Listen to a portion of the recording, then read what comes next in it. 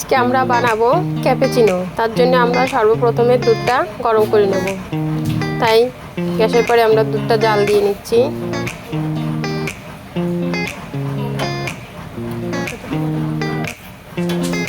দুধটা জাল দিয়ে আমরা সুন্দর করে একটু ঘন করে নেব, যাতে কফিটার টেস্টটা সুন্দর আসে। আমরা জাল দিচ্ছি দুধটা।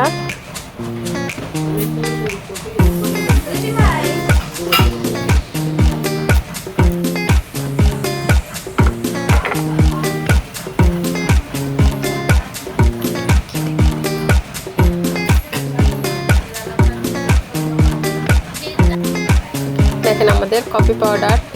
আমরা 7 কাপ কফি তৈরি করব। এর জন্য আমরা 7 চামচ কফি এবং 7 চামচ চিনি আর 7 চামচ জল একটা বাটিতে নিয়ে সুন্দর করে মিশিয়ে নেব। এবার 7 চামচ জল আমরা মেপে নিয়ে এবার এই সব একসঙ্গে উপকরণগুলো মিশিয়ে নেব।